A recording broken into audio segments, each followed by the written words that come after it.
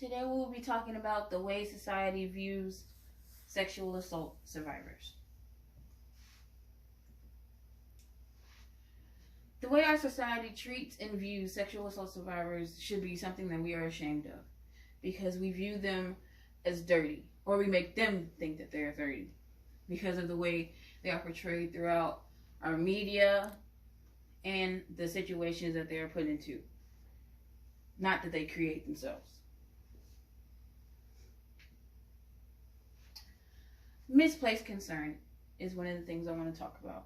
I want to talk about how the concern is sometimes placed for the criminal, for the person who has committed the crime, the rapist or the assaulter. People, our society, sometimes view the criminal as the one we should care about. They sometimes say, what about his career? What about his life after this? They don't usually care about the victim. They don't say, what about her life? What about the things that she wants to do in her life? Because she will forever be stained with the events that have taken place. He will forget if he was drunk. And between 2005 and 2010, 7% of the people who did not report their sexual assault did not report because they did not want the criminal to get in trouble. They cared more about the criminal's life than their own. So they kept it to themselves and suffered with that till this day. Victim blaming.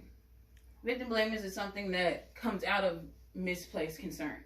When we start caring about the criminal, we start to disconnect our concern from the victim, and we start to blame them for the criminal's crime. We start to blame them for their rape or their assault. We start to say, what were you wearing? Were you drunk? Why'd you go home alone with them? Did you drink too much? We start to assume that it was them that started it and them that seduced the criminal, even though it is the criminal who committed the crime, not the victim. The victim is a victim, the person that the crime was brought and committed against. The media. The way the way sexual assault is presented in media can either be a hit or a miss. We can sometimes have movies like one of the documentaries that I watched in junior year of high school called The Hunting Ground, which presents sexual assault victims, survivors who came forth and told their stories about being sexually assaulted on college campuses.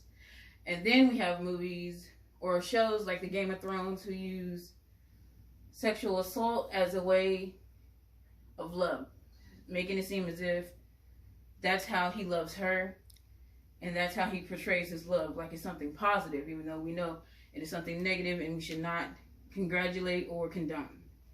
Sexual assault is assault. It is putting the victims in danger with the assaultee, the assaulter. And another movie that I've watched recently is The Promising Young Woman. It didn't display sexual assault the way you would want it to, but it had some moments in there where it was like, this is something that could happen in real life. The people in the movie were witnesses to the assault. They hid it, they lied about it, and they knew she was telling the truth, and they believed that she was lying just because they say she had a reputation of doing so. And I watched the reaction to that movie recently, and she made some good points about how the thought of erasing her past and putting his future forward is what we see in society today. It's true. That's the part that I was talking about, that they actually portray true in the movie. The woman in the movie, she ended up killing herself or committing suicide, and she did that as a result of her being depressed and let down from the justice system after she reported her crime or her assault. That was a part of media that I said that I believe did hit someplace in the movie, even though the movie was fictional. In conclusion, I would like for us all to treat sexual assault victims as that. Victims. As the one that had the crime committed against them, not the one who committed the crime. Because sometimes people I see on social media, they view the victim as the perpetrator. They see a girl on TikTok say, I've been sexually abused, and then you see comments of people, you're lying. You're not telling the truth.